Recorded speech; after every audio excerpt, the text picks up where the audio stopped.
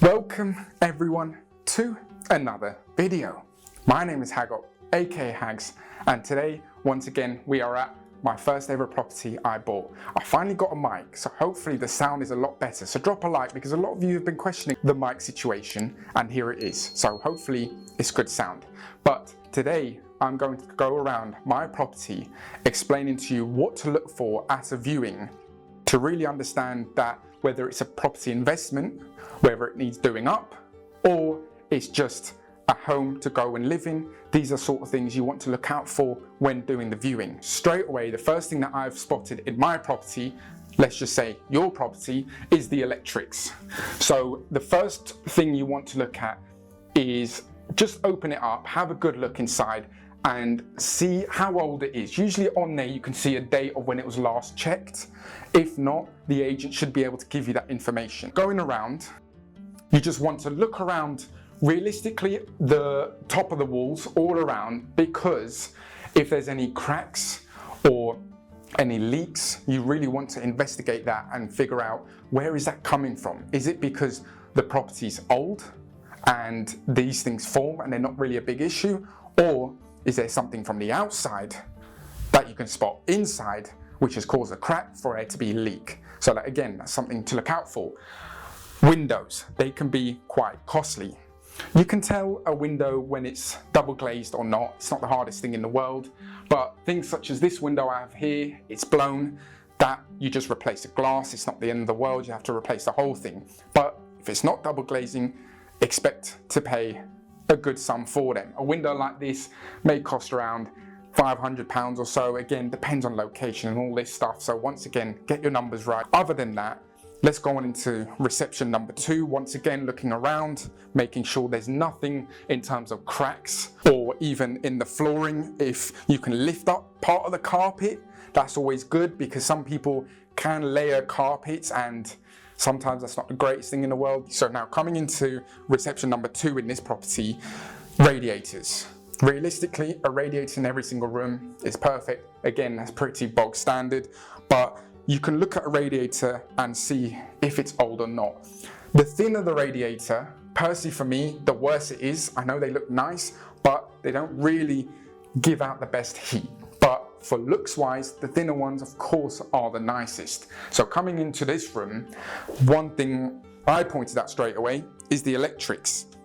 They need to be a certain distance above the floor.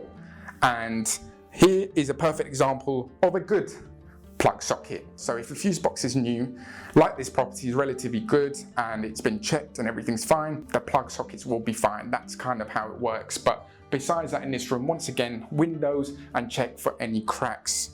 So let's go on into the kitchen now, where first of all, the boiler.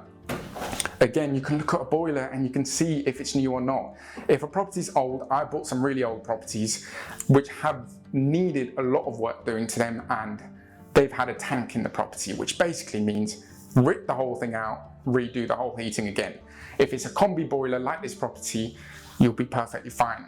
Now going on into the kitchen, I mean, if you're looking for a doer-upper anyway, these things aren't really an issue. If you're looking to move into the place and you don't want to do any works, of course these are things you're going to look out for. So going on into the bathroom from here, the bathroom is where you can get some leaks, you can get some mold, and just like this one here, you can get ceiling problems, and that's just basically the water hitting the ceiling and causing that to crack. So that's not really the end of the world again. But once again, you look at the windows, this one once again is blown, so it's all about just pulling out the glass and replacing that.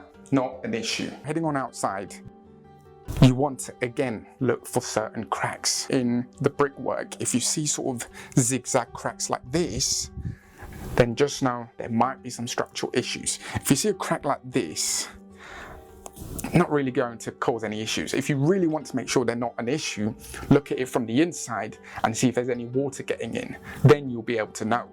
Not only that, one more thing I should have mentioned inside a property was damp. And when I mean damp, I mean rising damp. So what you want to do is look sort of along this level, anything from this level below. If there's water inside the property, there's a high possibility that it's rising damp. And that can be a huge issue. So again, speak to a builder. If it's just damp scattered along the wall inside, wouldn't worry about that. That could be something from either the outside, such as guttering, which if you look up here, the guttering looks good to me.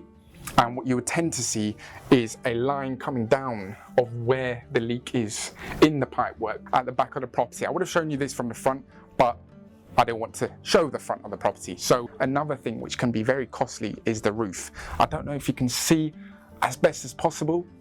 To me, it's perfectly fine. When you start to see some of the slabs that have come off, we'll talk about this when we go upstairs, but there could be some leaks. And if you get leaks in a couple of areas upstairs, then just know you might need to replace the whole roof. If it's just in 1 or 2 areas, then you can just fix, or shall I say, patch up those areas and it should be fine. So let's head upstairs and I'll show you what I mean. So heading upstairs, like I mentioned in the garden, you want to look again at the corners of the bedroom, because this is where you can spot if there's leaks in the roof. If there's a leak in that corner, that corner, that corner, just be prepared to replace the whole lot. When I was speaking about the roof, you can see part of the roof here. It's not the full roof, of course. When looking at the roof, here's a good example here. The tiles are in very good condition. Again, doesn't look like any needs replacing, so that is good to go. But the top of the roof, if it's straight, then you're perfectly fine. If there's sort of dips or sort of waves going on, then just know the support might need fixing, and again, that might mean you have to replace the whole thing. But there we have it. These are things I look for at a property viewing. For me personally, I don't worry about these things too much, because the worse the property, the better. So if you're looking for a property to live in, again, look for these things. And to be honest, they're a lot more obvious because the property should be done up anyway. If it's not, keep an extra eye on these things. So if you have any other questions regarding what to look for at a property viewing, let me know down below. But I've been Hagop, aka Hags. Don't forget the name, and I'll catch you in the next video.